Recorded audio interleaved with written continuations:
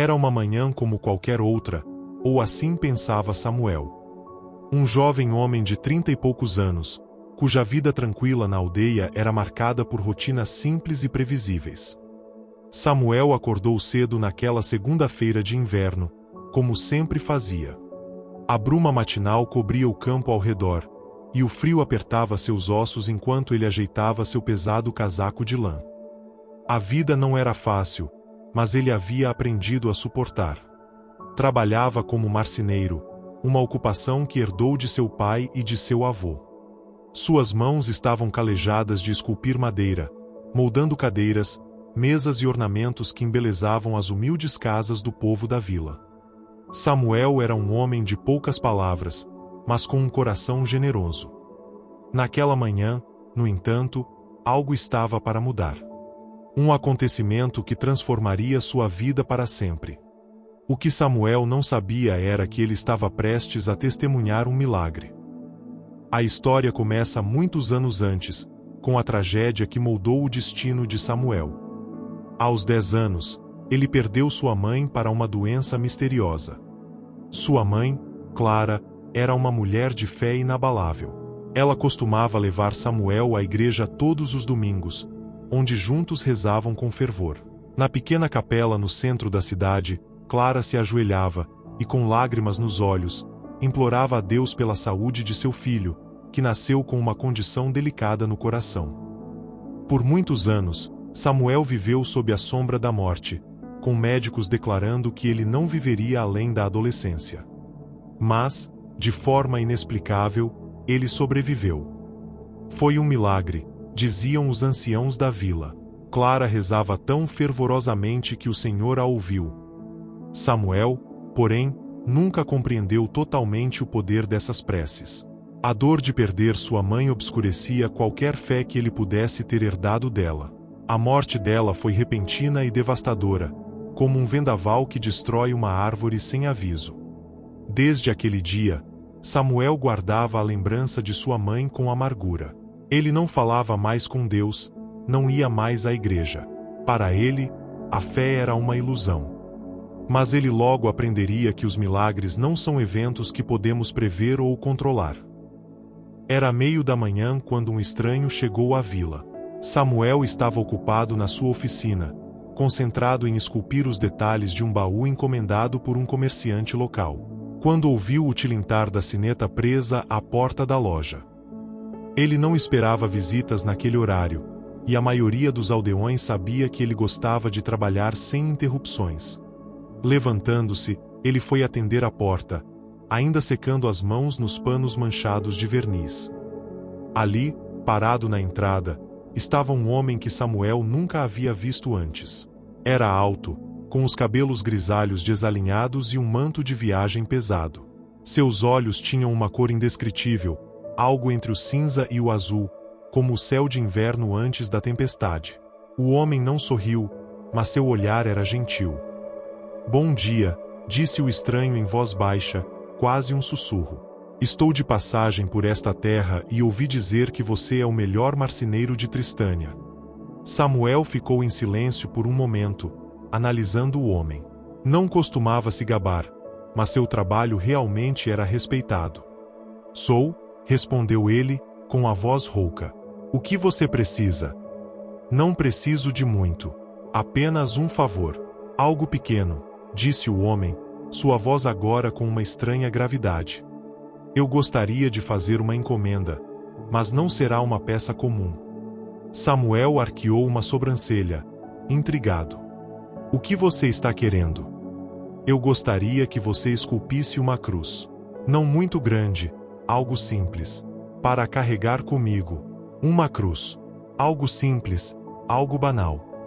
Samuel já havia feito muitas ao longo dos anos, para igrejas e funerais. Mas havia algo na maneira como aquele homem falava, como se houvesse uma importância especial naquele pedido. Ainda assim, Samuel acenou com a cabeça, concordando. "Posso fazer isso. Quando você precisa?" O homem sorriu, um sorriso quase imperceptível. "O mais rápido possível. Você pode começar agora?"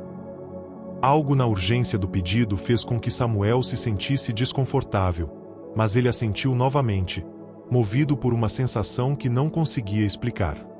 Enquanto Samuel trabalhava na cruz, o homem sentou-se em silêncio, observando cada golpe do formão, cada movimento preciso das mãos calejadas do artesão. O tempo passou devagar, e uma atmosfera estranha se formou na pequena oficina. O silêncio era tão profundo que Samuel podia ouvir o bater de seu próprio coração. Quando a cruz ficou pronta, era simples, mas bela.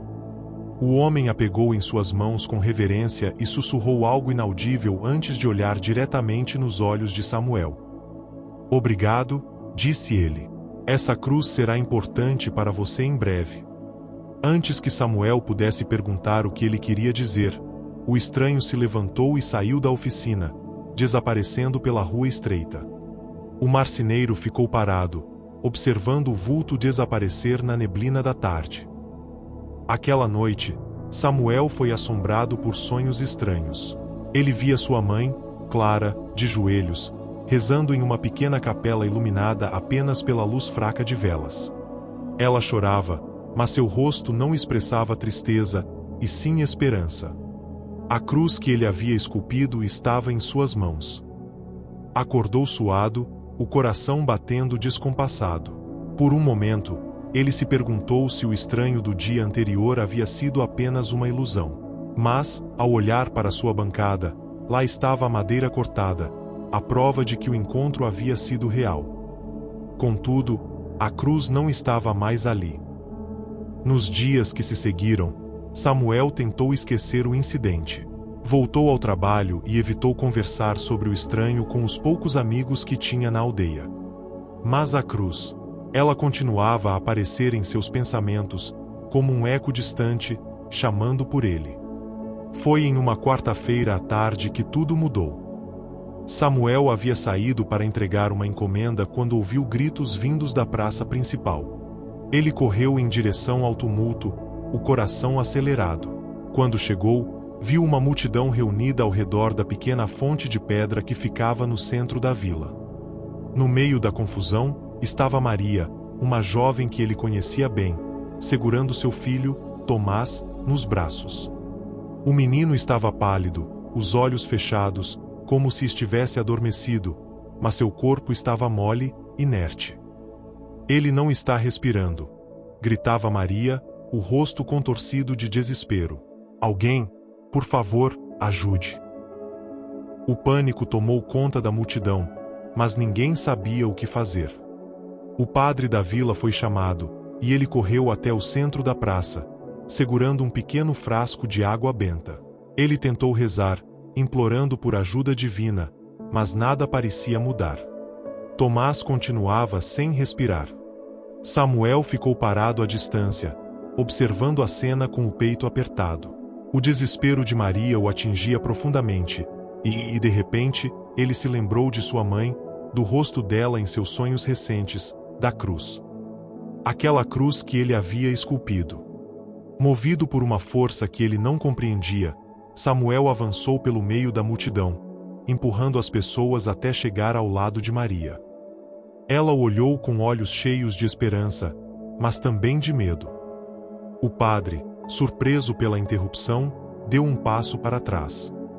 Samuel não disse nada. Ele ajoelhou-se ao lado do menino, as mãos trêmulas. Lembranças de sua própria infância vieram à tona, quando ele mesmo esteve à beira da morte.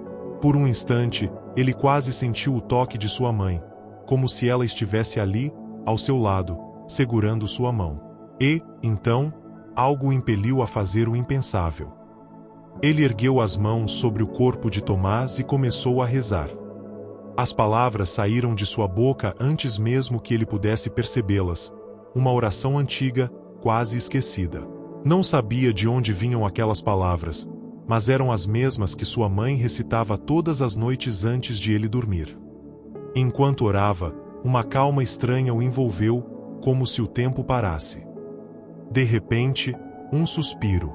Tomás, o menino que todos julgavam perdido, respirou. Seus olhos se abriram lentamente, e ele olhou ao redor, confuso, mas vivo.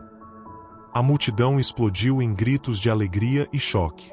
Maria, com lágrimas nos olhos, agarrou Samuel, agradecendo repetidamente entre soluços. O padre, ainda em estado de choque, apenas fez o sinal da cruz, como se não conseguisse acreditar no que seus olhos haviam testemunhado. Mas Samuel sabia. Ele havia testemunhado um milagre. A partir daquele dia, a vida de Samuel nunca mais foi a mesma. A notícia do milagre se espalhou por toda a região. Pessoas de vilarejos vizinhos começaram a chegar a Tristânia, buscando ajuda, conselhos ou mesmo cura. Samuel, que sempre viveu uma vida reclusa, agora era visto como alguém especial, alguém tocado por uma força maior. Ele não sabia como lidar com essa nova realidade. Não queria ser visto como um santo ou um profeta. Ele era apenas um homem comum, um marceneiro que, por acaso, havia esculpido uma cruz para um estranho. Mas as pessoas não viam dessa forma. Para elas, Samuel era um canal da graça divina, alguém que podia interceder por elas junto a Deus. A princípio, Samuel resistiu a essa ideia. Ele nunca se considerou um homem de fé, pelo menos não desde a morte de sua mãe. Mas, com o passar do tempo, algo mudou dentro dele. Ele começou a perceber que havia forças no mundo além de sua compreensão, forças que guiavam o destino de todos os seres humanos, inclusive o seu. Ele voltou à pequena capela onde sua mãe costumava rezar, agora mais velho, mas com uma nova perspectiva. Sentou-se no mesmo banco onde, quando criança, ficava ao lado de Clara, e começou a rezar.